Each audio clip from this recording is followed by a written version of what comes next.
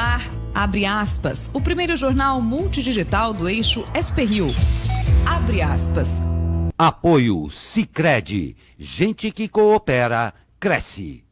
Terça-feira, 9 de junho, ao vivo, pelos Facebooks da SP-Rio+, e do Jornal Vale, está no ar o Abre Aspas, direto dos estúdios da SP-Rio+, no Jardim Aquários, em São José dos Campos, São Paulo. Os destaques desta edição. Alexandre de Moraes manda governo retomar divulgação total de dados da Covid-19. RM Vale ultrapassa a marca de 3.000 casos de coronavírus. OMS diz que transmissão de coronavírus por assintomáticos é rara. Dólar tem forte queda e fecha em R$ 4,85. Brasil retira candidatura para sediar Copa do Mundo Feminina. Essas e muito mais notícias na edição de hoje do Abre Aspas, logo após o comercial. Fique com a gente.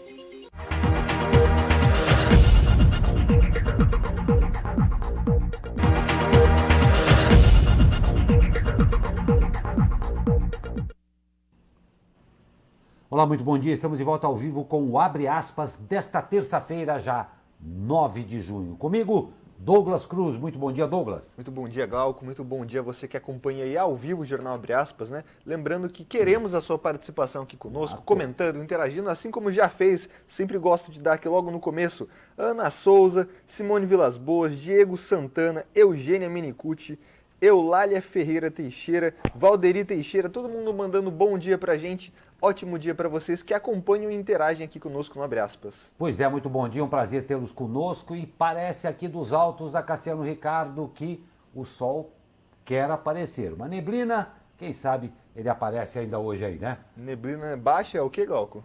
A neblina baixa, o sol racha, segundo Exatamente. A sabedoria dos nossos anciões. Vamos às notícias. O ministro Alexandre de Moraes do Supremo Tribunal Federal determinou que o Ministério da Saúde retome a divulgação dos dados acumulados do coronavírus. Moraes tomou a decisão ao analisar uma ação apresentada pelos partidos Rede Sustentabilidade, PSOL e PCdoB e afirmou que a gravidade da pandemia exige que autoridades tomem todas as medidas possíveis de apoio e manutenção de atividades. Antes, o Ministério da Saúde divulgava os dados totais de pessoas infectadas, mortes e curvas de infecção por região. Por exemplo, na semana passada, o governo mudou a forma. Decidiu excluir os dados totais e divulgar somente os dados referentes às últimas 24 horas. Pois é, uma confusão aí nesses dados, né, Gal, que a gente está vendo nos últimos dias.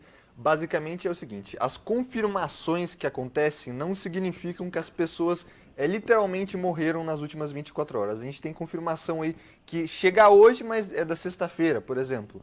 E daí se dá como número nas 24 horas, mas vale o questionamento.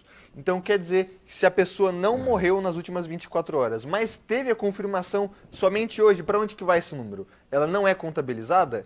Enfim, é uma morte que passa em branco, vale ressaltar isso também, né? Não tem a menor dúvida. Vale ressaltar também que a confusão continua. Você vai ver na sequência. O Ministério da Saúde voltou a divulgar mais cedo os dados do novo coronavírus e informou que o total de pessoas infectadas pela doença no Brasil é de 707.412. E o número total de mortes é 37.134.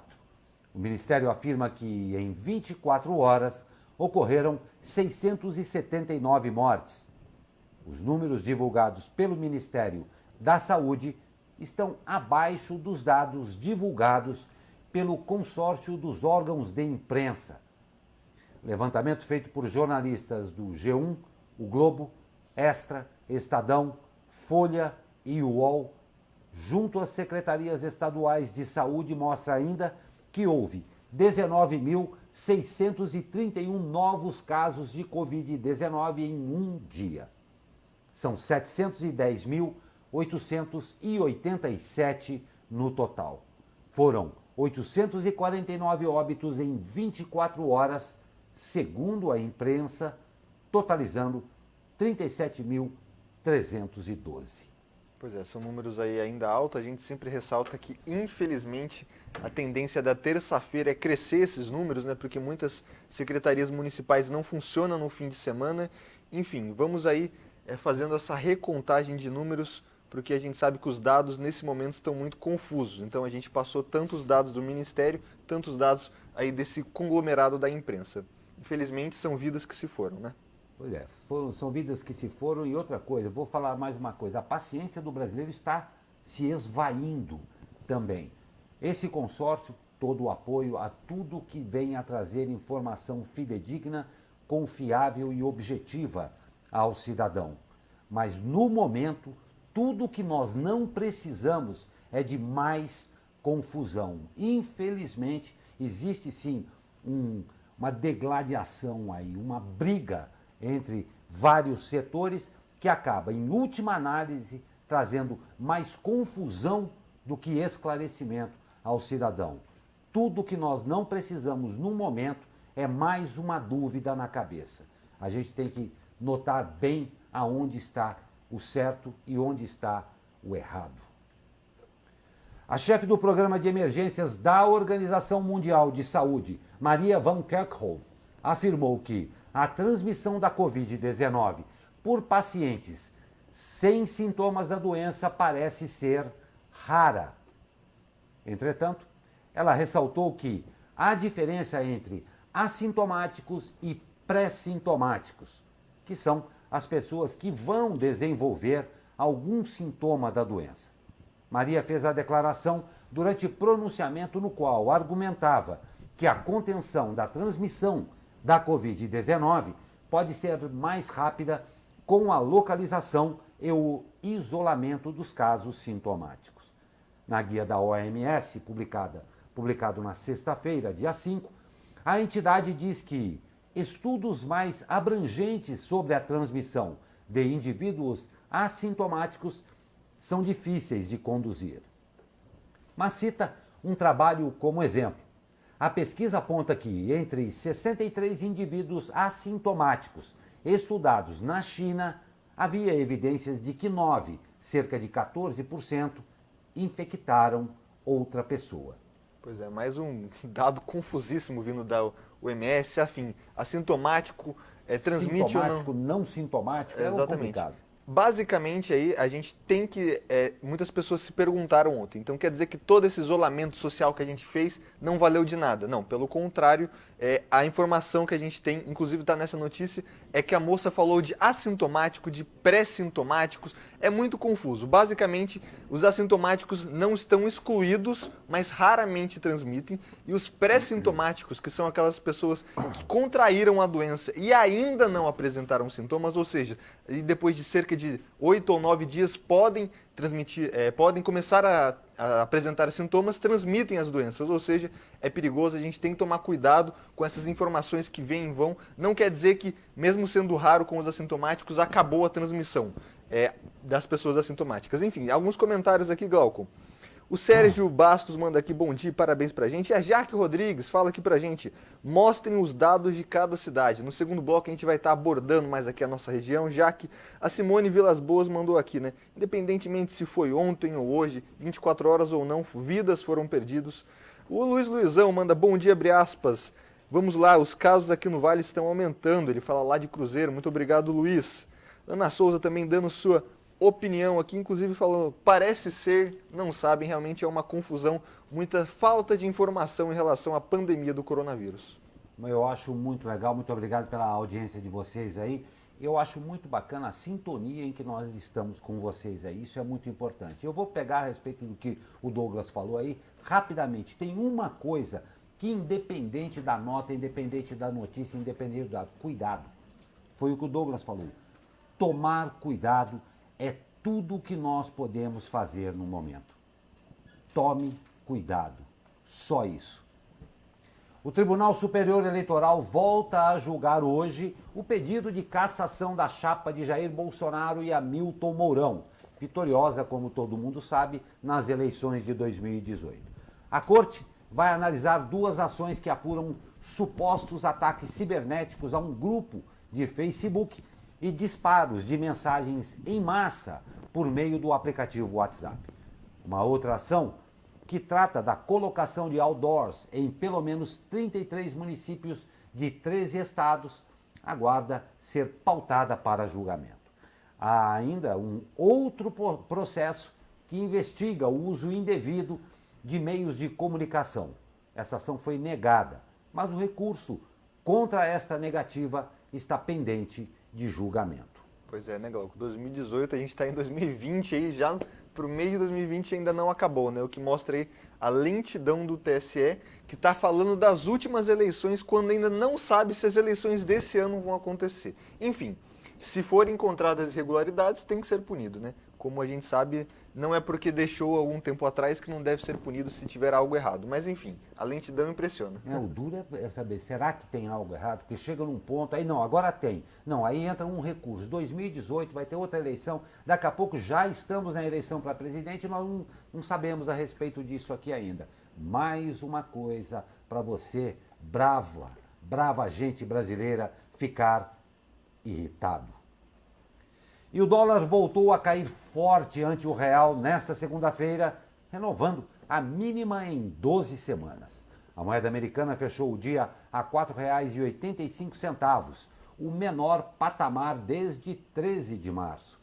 O principal índice do B3, o Ibovespa, fechou em alta pelo 7º pregão consecutivo, encerrando o dia com alta de 3,18% a 97.644 pontos. Ainda não dá para ir para a Disney, né, Glauco? Lembrando que a gente está no meio da pandemia, né? Disney, mas a queda do dólar aí pode ser um bom sinal ou não, os economistas aí variam, mas enfim, pelo menos não está chegando a R$6 novamente, né? Vamos ver se isso daí seja a primeira sinalização, talvez, para uma volta à normalidade que não existe mais, porque segundo os entendidos, agora é o novo normal. Então a normalidade vai ser revista pós-pandemia. Até lá, tome cuidado. Tome cuidado. Tome muito cuidado sempre. Rápido comercial e já voltamos. Fique com a gente.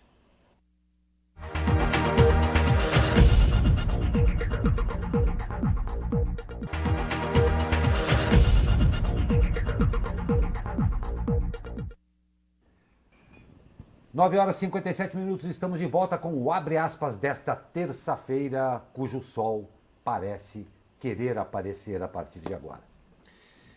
E a RM Vale ultrapassou ontem o número de 3.000 casos confirmados de Covid-19. Ao todo, somando dados disponibilizados pelas prefeituras das 39 cidades da região, a RM Vale concentra 3.133 casos diagnósticos positivos. Somente nos 8 primeiros dias do mês de junho, o Vale do Paraíba já somou 889 casos confirmados. Coincidentemente, as medidas de quarentena foram flexibilizadas nas cidades justamente no primeiro dia de junho, com reabertura parcial do comércio e relaxamento do isolamento, que atingiu os menores índices na região ao longo da última semana. Dentre as cidades com mais casos confirmados, quem lidera é São José dos Campos, com 1.204 casos. Seguida, São Sebastião, 392, Jacareí, 290 e Taubaté e Caraguatatuba, com 222 cada. Das 39 cidades da região, apenas 4 não possuem nenhum caso confirmado pela doença. Pois é, respondendo ao comentário da Jaque aí no primeiro bloco, Jaque Rodrigues, que perguntou aqui das cidades do Vale, esse é o panorama atual, Jaque. São José dos Campos, a mais populosa e também com mais casos, passando de 1.000 casos, né? E o que chama atenção é esse mês de junho, com essa escalada nos casos, né? A gente ainda não tem o percentual, porque ainda são apenas 8 dias no mês, mas muito provavelmente esse mês terá um percentual de crescimento maior do que os outros. Pois é.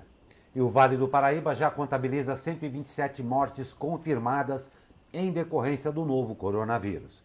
São José dos Campos, a cidade mais populosa e também mais afetada, registrou neste fim de semana 5 novas mortes, chegando a 51 confirmações no total.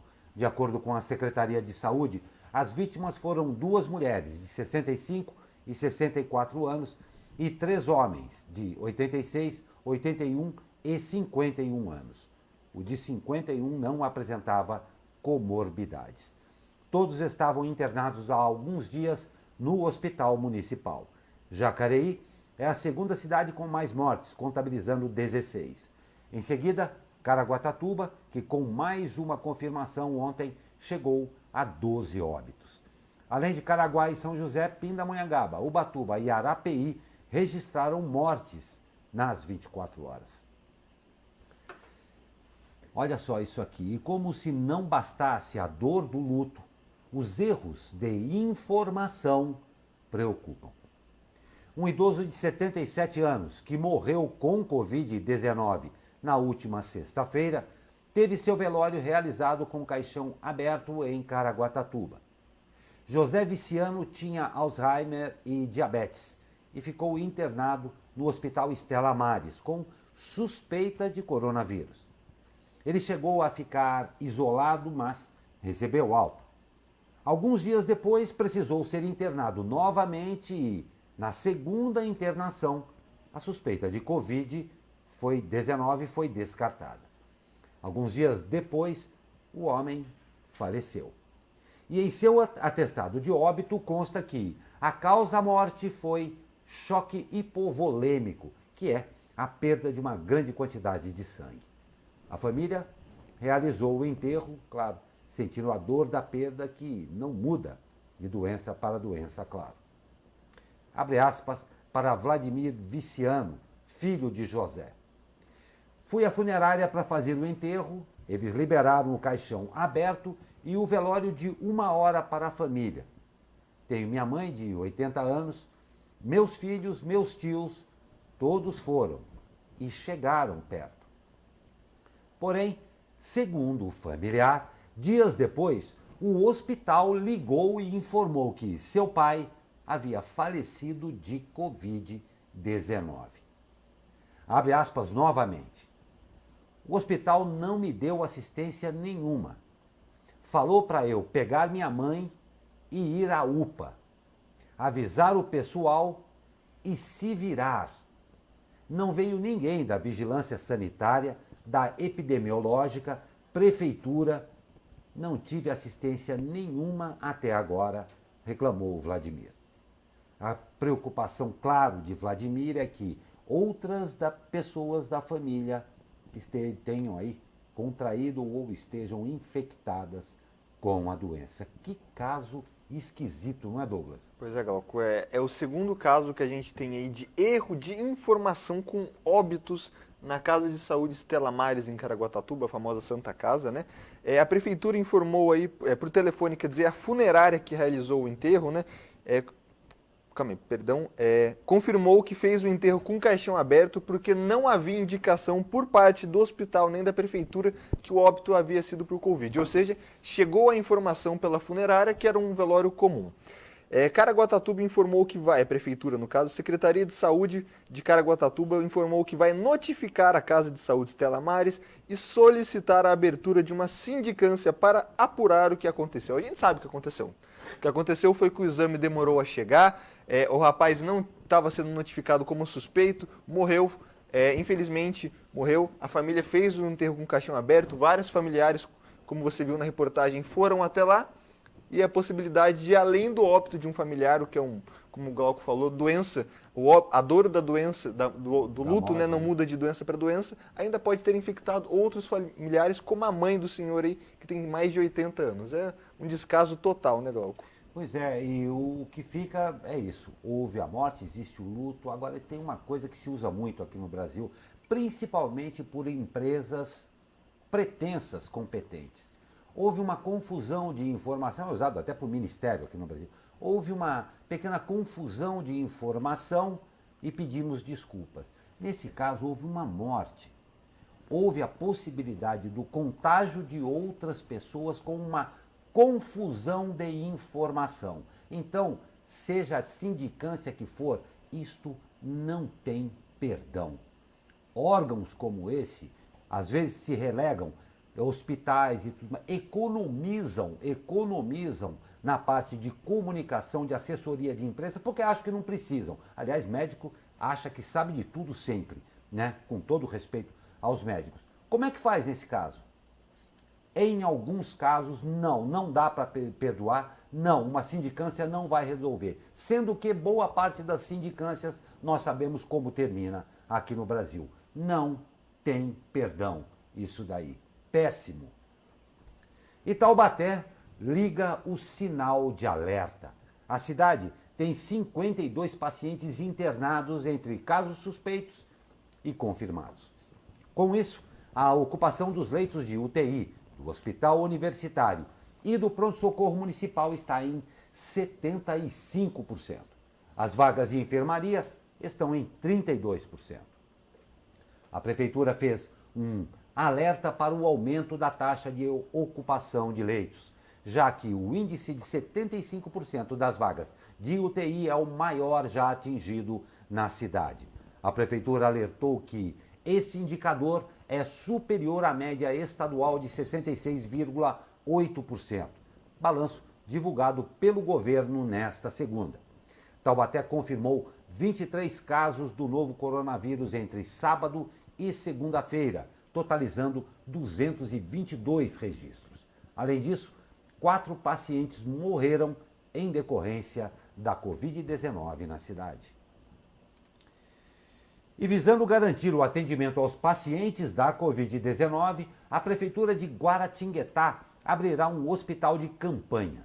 O local deve contar com 30 leitos, sendo 20 de enfermaria e os outros 10 de UTI. A Prefeitura aguarda o envio de 10 respiradores, solicitados ao governo do estado de São Paulo. O espaço já estava sendo construído antes da pandemia. O local seria a nova UPA da cidade. A previsão é a de que seja aberto até o final do mês. Guaratinguetá tem 77 casos confirmados de coronavírus e 3 mortes provocadas pela doença.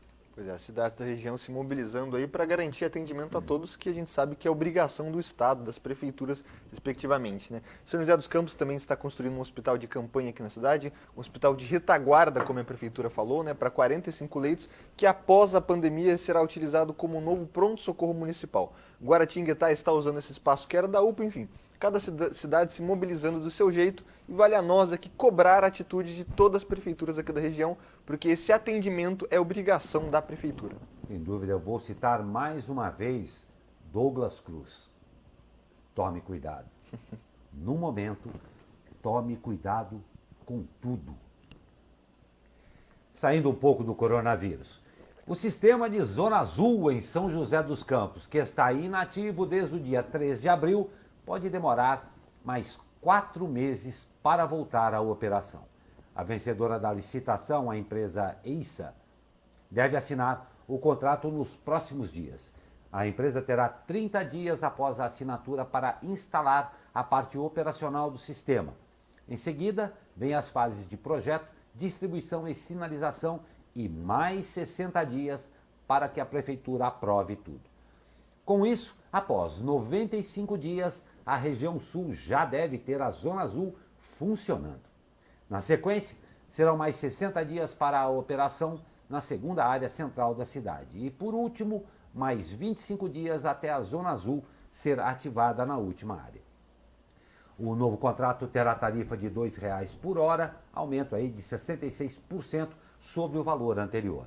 O sistema, que contava com 3.936 vagas, passará para 5.126. Novos bairros como Jardim Aquários devem ser contemplados. Eu gostei do contemplados. Exatamente. Porque aqui no Jardim Aquários o problema de vagas é complicado. Eu quero saber só porque 5.026 é no total, né? Exatamente. Aqui já está faltando vaga, vai continuar faltando vaga. Mas gostei do Jardim Aquário, será contemplado com isso. Muito bom. Que a Zona Azul é tida como um problema, a resolução de um problema de falta de vagas, porque você obriga o pessoal a ter essa rotatividade. Mas uma rotatividade paga, né, É Galo? uma rotatividade paga, mas o contemplado eu acho bacana porque me remete aos tempos de Silvio Santos. Contemplado. Então tá aí o Jardim Aquários, você acaba de ser contemplado aí para alguns meses pela frente. ter a sua própria Zona Azul. Tá de parabéns aí. Vamos para um rápido intervalo e voltamos com mais notícias. Fique com a gente.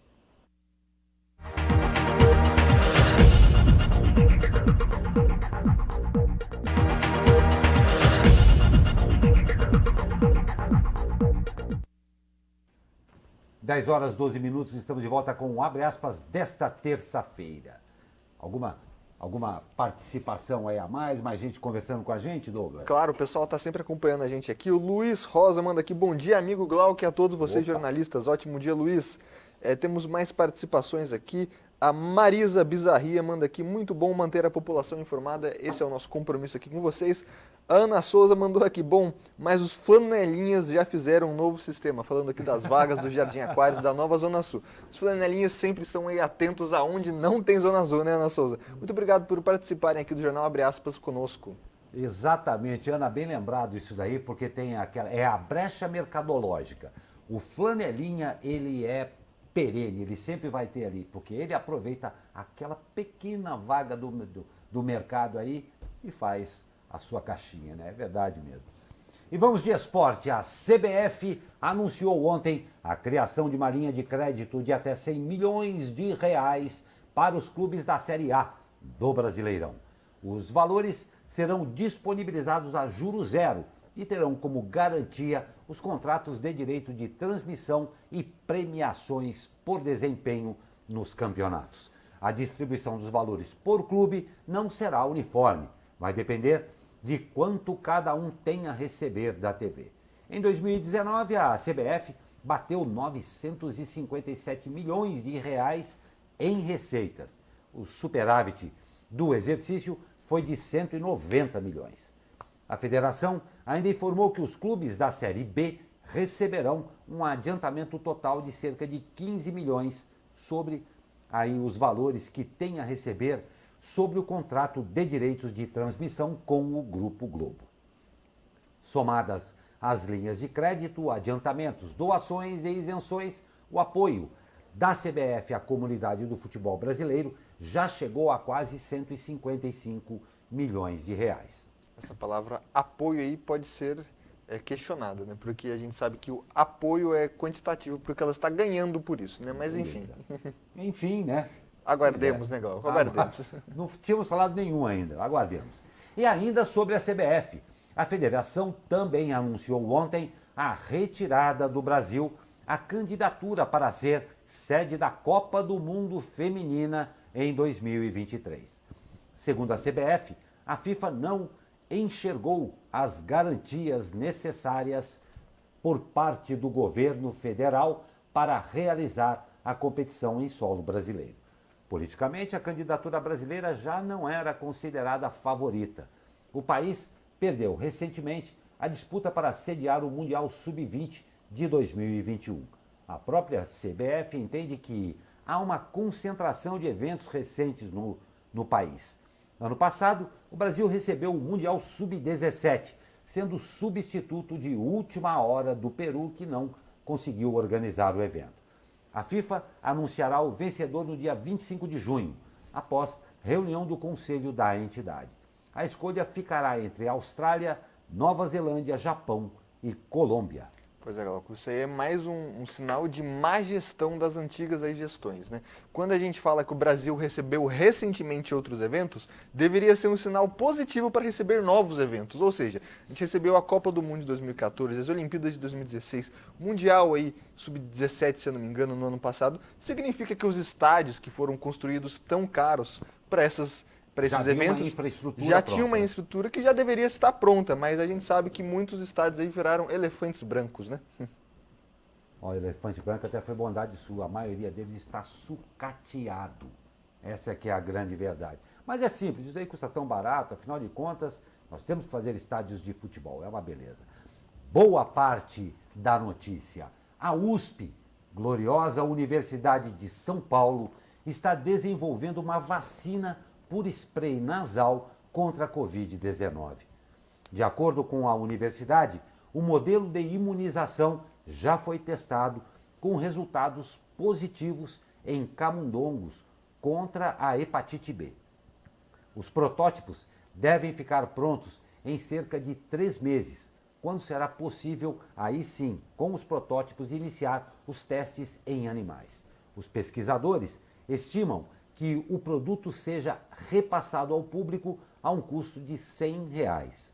Também participam da pesquisa virologistas e imunologistas do Instituto de Ciências Biomédicas da USP, especialistas em nanotecnologia do Instituto de Química da USP, pesquisadores da Plataforma Científica Pasteur USP e da Universidade Estadual de Campinas Unicamp.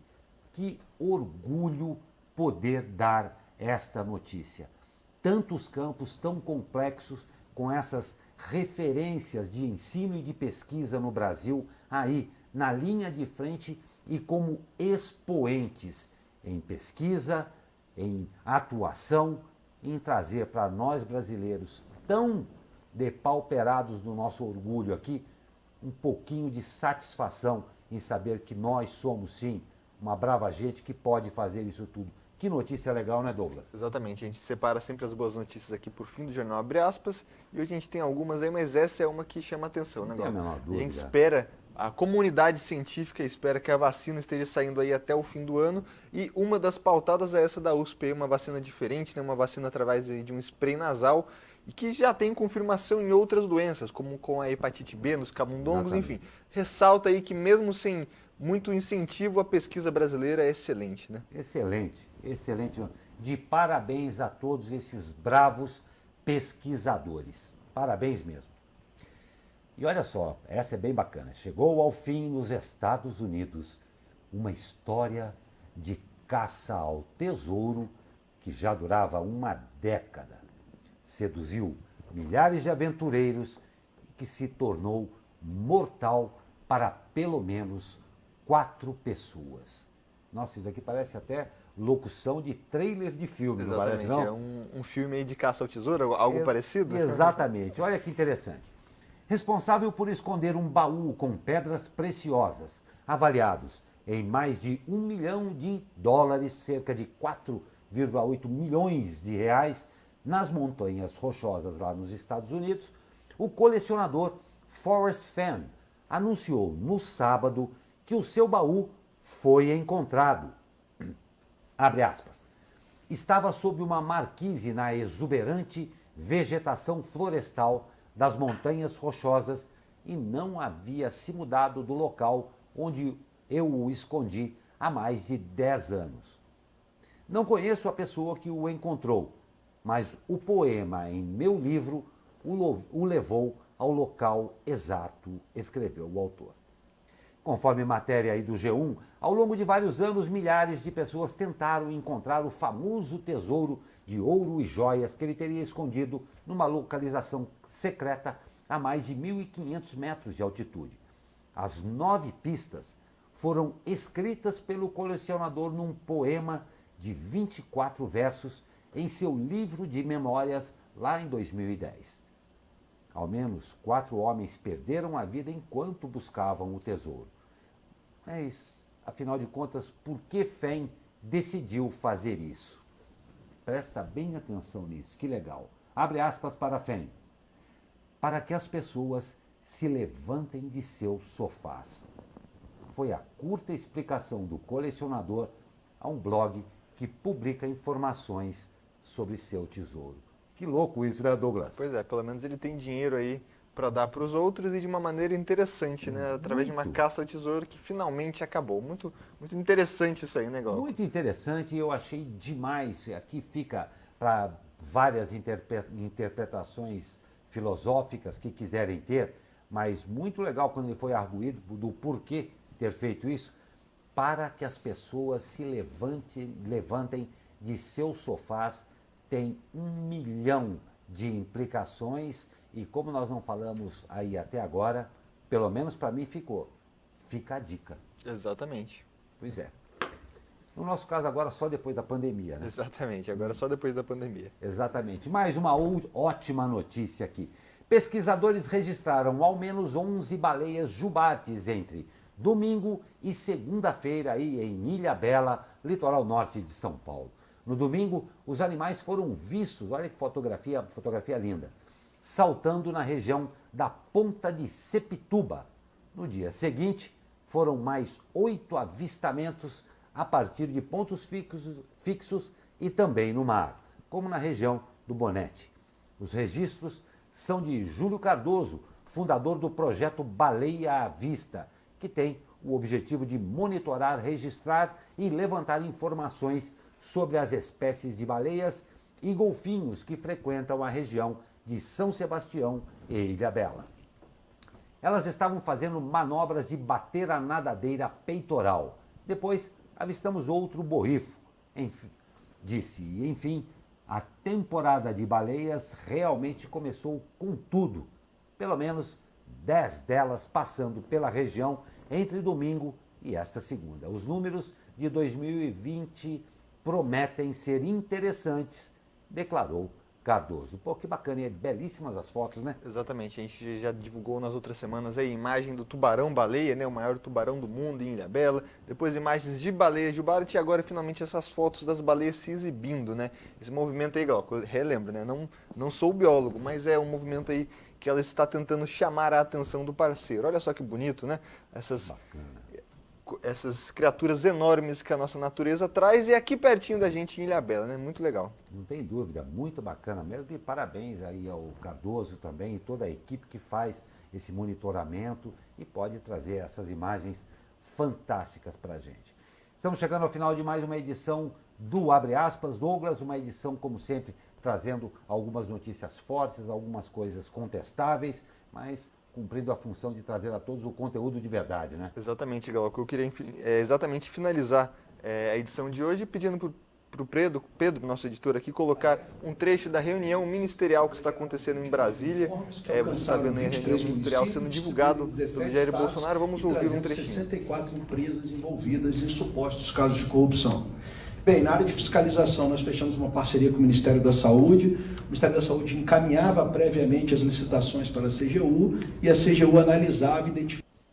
Pois é, a gente está tendo essa reunião ministerial que desta vez está sendo divulgada ao vivo. A gente sabe que a última reunião ministerial teve todo aquele caso de política, enfim. Esperamos que desta vez e com ânimos mais tranquilos, né, Glauco? Mais tranquilos, não tem a menor dúvida. E com bastante, esperamos todos, respeito a esta, como eu gosto de falar, brava gente brasileira. E a gente vai terminar, eu pelo menos vou terminar o Abre Aspas de hoje e vou deixar essa frase para você dar uma pensada durante o dia, para que as pessoas se levantem de seus sofás. Isso é muito sintomático, muito legal mesmo. Douglas, muito obrigado. Vamos partir para quarta-feira. Exatamente, mais uma edição. Até amanhã para vocês que nos acompanharam. Muito obrigado e continuem aqui conosco no Abre Aspas. Não tenha dúvida, para você que nos acompanhou em mais essa edição, muito obrigado pela sua audiência. E amanhã estamos aqui de volta, com sol, com chuva, com pandemia, o que for, para trazer para você o conteúdo de verdade. Muito obrigado pela sua audiência e até amanhã.